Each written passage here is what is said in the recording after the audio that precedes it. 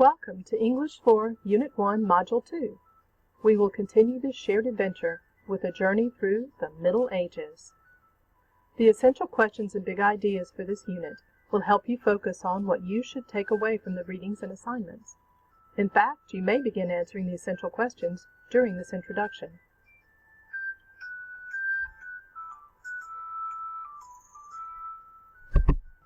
Essential Question 1. In what ways do early British writings reflect the cultural and social values of the time periods? What roles do the dominant literary features such as theme, character development, and point of view, evident throughout early major works like the Canterbury Tales, serve? Big Idea 1. Literature of the Middle Ages reflects the evolution of the English language, the rise of class structure, the early use of satire, and literature as a response to social and political conditions.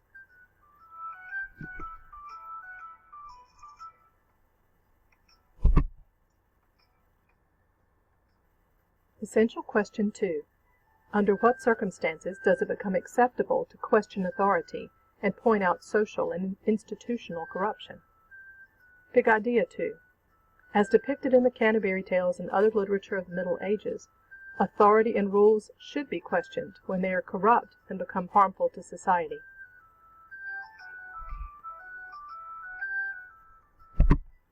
Essential Question 3. What strategies and techniques should writers use to create and publish effective arguments in support of claims? Big Idea 3.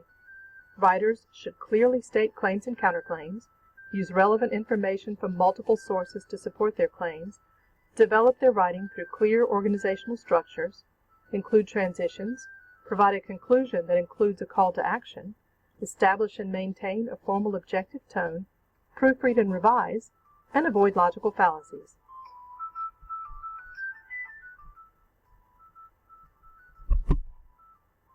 At the end of this introductory screencast, you will take a quiz that tests your understanding of new information, such as courtly love, chivalry, the quest, the Crusades, the bubonic plague, the Three Estates, the Wars of the Roses, the characteristics of Middle Ages literature, the Canterbury Tales, the Tales of King Arthur, and Gawain and the Green Knight. You may return to any introductory material as often as needed to support your learning.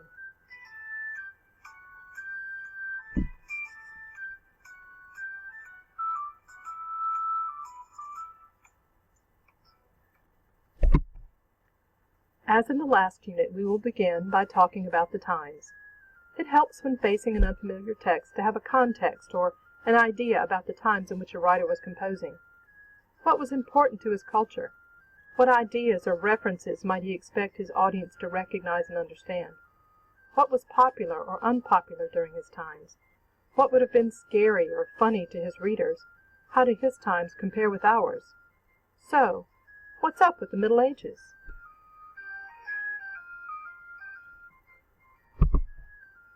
A guy goes out with women, romancing them with flowers, music, even poetry.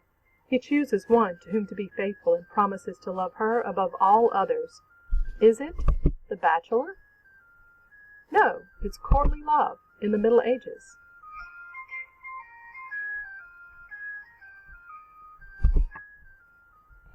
Courtly love was a romantic idea in medieval Europe.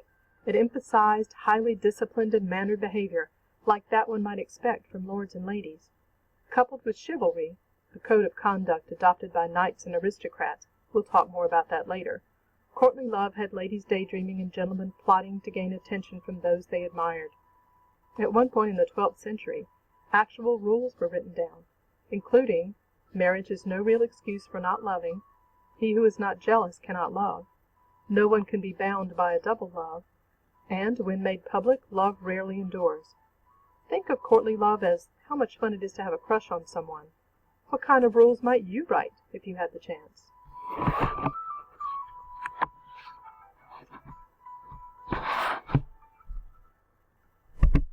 Courtly love might have been included in literature as a model for how young men should behave.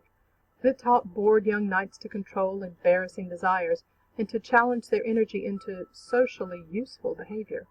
Love service, rather than wandering around the countryside, stealing or taking advantage of women. The knight's courtly love for the lady inspired him to do great deeds in order to be worthy of her love, or to win her favor or attention.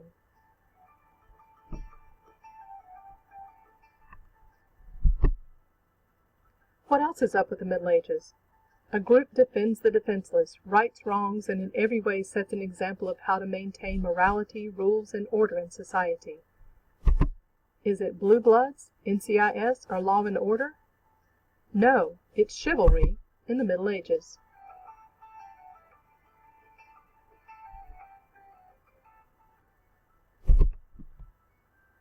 Knights and others who thought they should be an example of right living for other people held a common set of beliefs that went beyond how to behave in battle. Chivalrous conduct referred to a number of idealized qualities that go beyond physical strength, among them bravery, courtesy, honor, and gallantry toward women.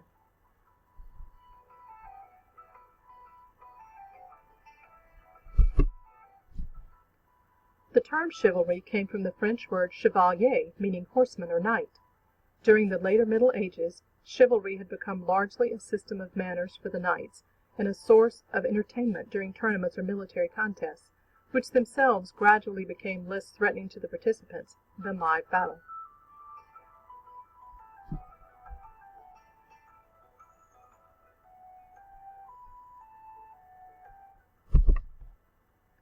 The code described in the Song of Roland represents chivalry with certain goals for how a knight should behave. To fear God and maintain his church. Remember, the Catholic Church was the only Christian church then. To serve the liege lord in valor and faith. To help widows and orphans. To protect the weak and defenseless. At all times to speak the truth. To persevere to the end in any enterprise begun. To respect the honor of women. Chivalry combined Christian virtues with military virtues.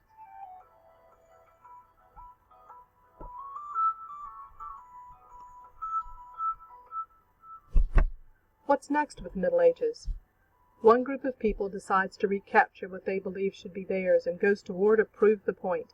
They fight, believing that right is on their side. Is it the Civil War, World War I, or even World War II? No, it's the Crusades in the Middle Ages.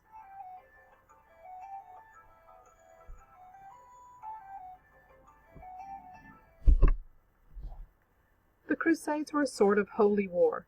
Between 1095 and 1291, Christians from Europe fought Muslims for control of Jerusalem and other holy places, because the Pope at the time, Urban II, had agreed to help the Byzantine Emperor regain some lands he had lost to the Turks. Chivalry led to the formation of religious military groups during the period of the Crusades. The now famous Knights Templar, as depicted in Indiana Jones and the Last Crusade, were among the most noted knights of this period.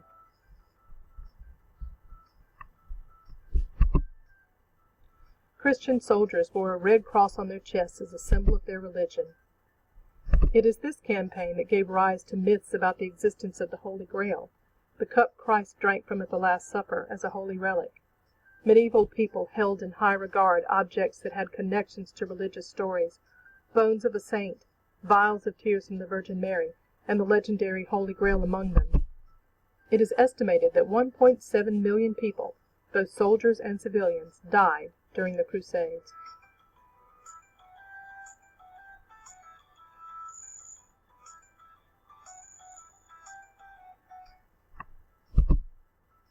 What else is up with the Middle Ages? A man wakes up to find himself almost alone in a world running mad in fear of an apocalypse. Physical contact with those already infected will almost certainly spread the disease. Steps must be taken if mankind is to survive.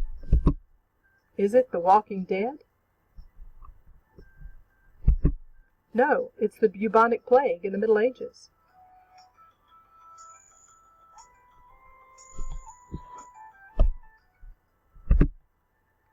The bubonic or Black Plague got to Europe in October 1347. Within 5 years, more than 20 million people in Europe, almost 1/3 of the continent's population, would be dead. Movement across Europe, by ship to move goods and by horse or on foot to wage wars like the Crusades, helped to spread the disease as the flea-ridden rats in which the disease traveled followed the people. Across multiple outbreaks, the plague killed 75 million people, effectively changing the face of Europe. Unfortunately, the plague staged a comeback during Elizabethan times. We'll talk about that later. Strangely enough, the plague had some positive side effects. With few survivors, thousands of new jobs were available, scarce food and housing met with less competition, and many debts died with the creditors. For the first time in centuries, farmland produced enough to support the population, because that population had been depleted by as much as 20% in some areas.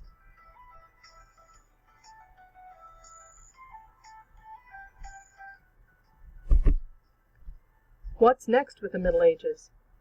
People compete to show who has the most wealth, power, and influence. Other groups of people watch them in fascination and envy, working hard just to feed their families. It's not the Kardashians, or Bill Gates, or even Beyonce and Jay-Z. No, it's the three estates in the Middle Ages.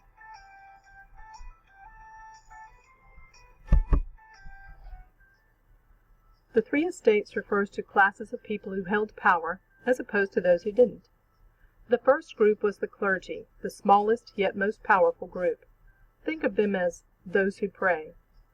They spoke Latin, meaning they could read the Bible that hadn't been translated yet. Because they largely controlled the courts and were exempt from certain taxes, they had both wealth and power.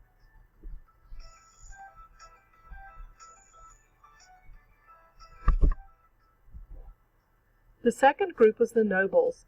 After the Norman conquest, the second most powerful people spoke French. They were landowners who had wealth and property on their side, even if the clergy could claim the power of God.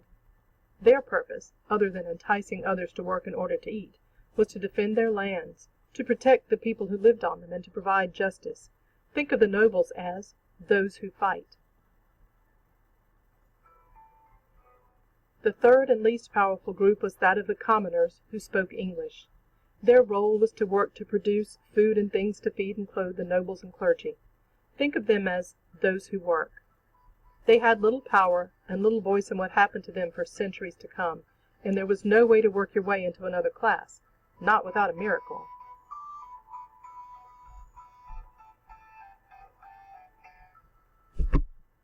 What else could I possibly learn about the Middle Ages? Two groups fight over who would be king, while an exiled ruler tries to find her place in the world, and the kingdom is threatened by some rising supernatural threat in the north. Is this a season of Game of Thrones? Or an Avengers movie? Or even Despicable Me? No, it's the Wars of the Roses that occurred near the end of the Middle Ages.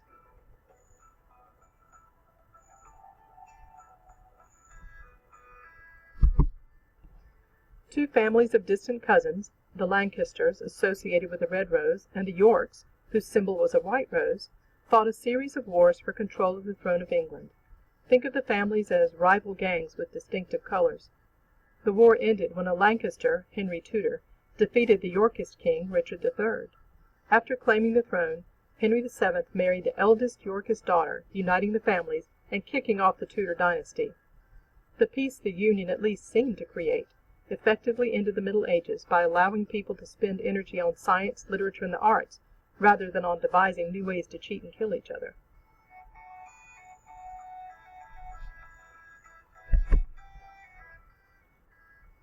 Now you know that the Middle Ages were a time when people developed crushes and acted on them, when military men followed strict rules of conduct, when rival groups fought for control of territory, and their fights hurt many others, and when horrible diseases took their toll.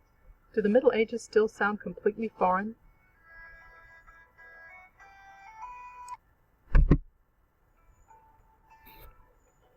Let's take a look at how writers of the time responded to all those pressures. As we've already noted, Britain was a country with more than one spoken and written language, and those differences often marked one's culture and social level. When time permits, you might be interested to hear how Middle English sounds. Just click on the sun icon to hyperlink to a recording.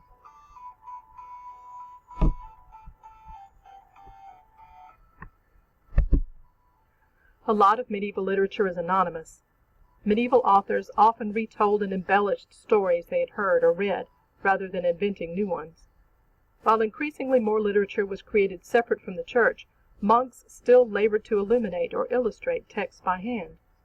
The printing press with movable type, created by Gutenberg, helped to usher out the Middle Ages by making information more readily available to more people.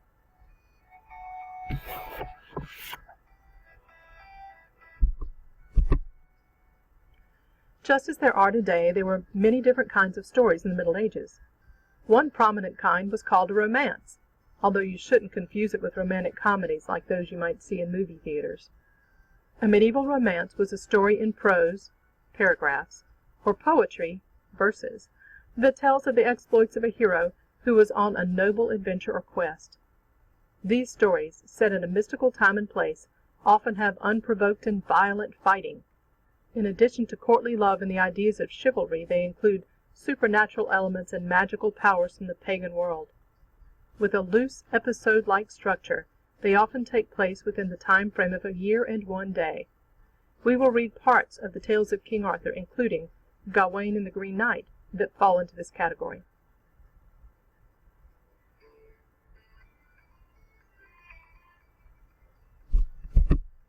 Many stories during the Middle Ages included a strong Christian message in an attempt to inspire those who heard them to behave in a certain way.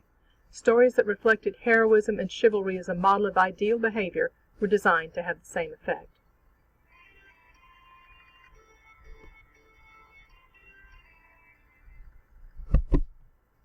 A common theme in texts from the Middle Ages is the quest. A quest is a journey taken by a man of quality going to look for something important, like a holy relic to bless his homeland, or to achieve something important like justice for a wrong, or to find the answer to a great question. He must face many dangers and hardships that lead him to doubt himself. He will undertake the quest by himself, or, if accompanied by others, expect to lose their company along the way. He must undertake the quest humbly, knowing that if he succeeds, the credit will go to God and not to him.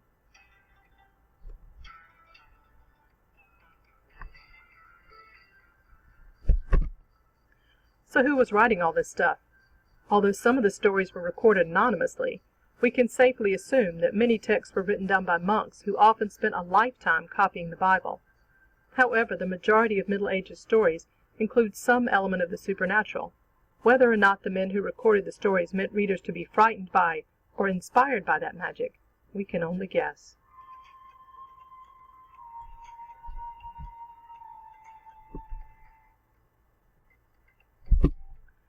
Let's consider some of the major texts of the period.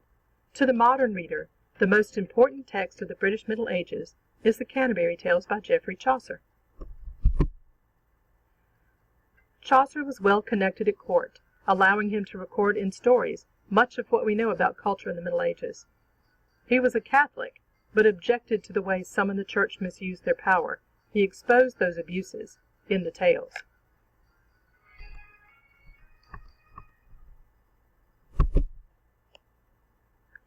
The Canterbury Tales is a frame story, meaning that it is a bigger story that holds many smaller stories.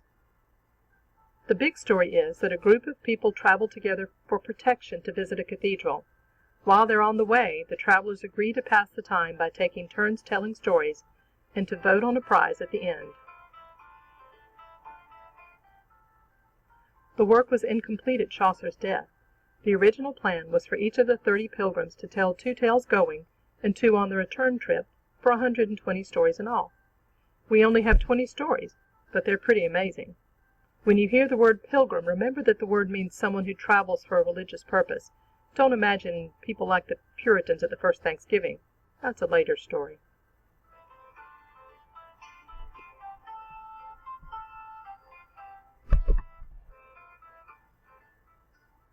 Canterbury Cathedral, the pilgrim's travel goal, was the site of the murder of Archbishop Thomas Becket.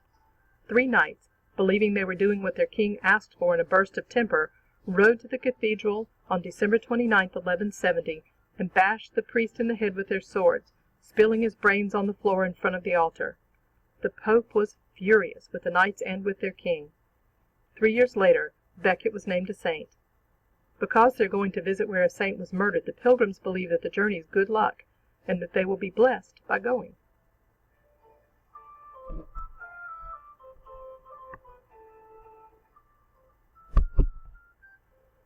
The pilgrims in the story represent a wide range of occupations across social classes. Remember the three estates?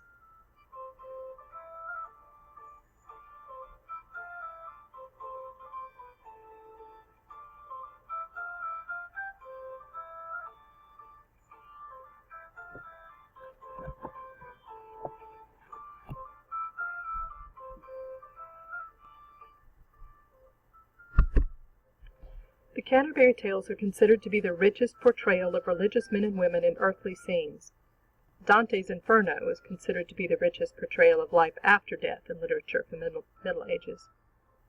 The tales are written in regularly rhyming couplets of what would later be called iambic pentameter, 5-stressed, 10-syllable lines, alternating unstressed and stressed syllables. It sounds something like this: da-da, da-da, da-da, da-da, da-da. The tales are told in the social order of the pilgrims, with the exception of the miller.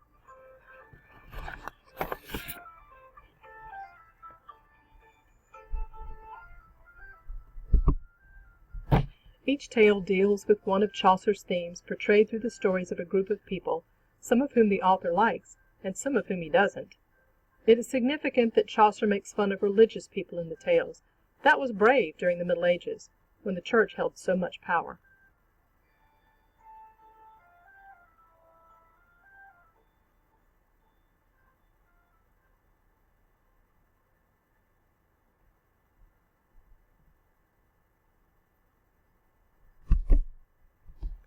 We will read the Wife of Bath's tale. When you read the story, look for these themes: experience versus authority, the nature of women, and the role of men and women in marriage. In this tale, Chaucer asks, who is in control, and what do women want? At the end of the story, ask yourself, is this tale feminist or anti-feminist?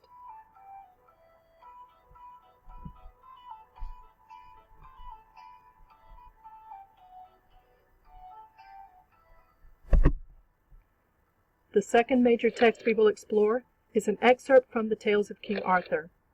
Readers often ask if Arthur was real. Actually, Arthur, as presented in the legends, was not a real person. There was, however, a Welsh chieftain named Arthur.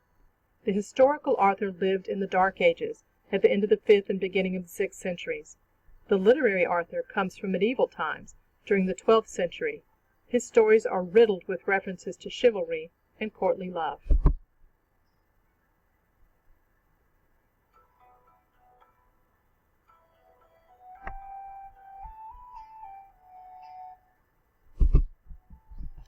King Arthur, Queen Guinevere, Lancelot, and the Knights of the Round Table represent everything from Middle Ages literary traditions: chivalry, courtly love, the quest, the three estates, the church, and an element of magic. The stories about these characters vary widely from version to version. In fact, there are two versions of how Arthur got his sword Excalibur.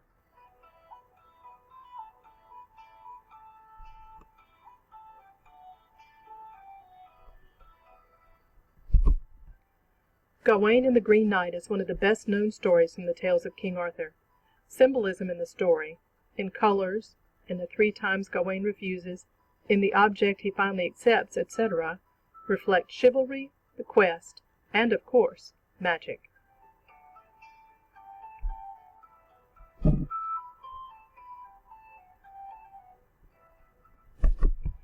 Before we move on into literature itself, let's take stock of all our conversations about the nature of heroes. Use these questions to guide your reflections as you read. 1. Are heroes in Middle Ages texts like those in the epics we read in the first unit? Why or why not? Are these heroes also larger than life? Do they face challenges and opponents that the ordinary person couldn't handle? Do they have a character flaw or a weakness to overcome? Question 2. Are villains in Middle Ages texts like those in earlier epics? Why or why not? Do the villains have larger-than-life evil because of a physical difference or because of a blatant character flaw, like greed, ambition, prejudice? Or are they more like ordinary people? Are the villains in Middle Ages texts as clearly on the wrong side as those in Beowulf? Do they fail because the hero's good overcomes their evil?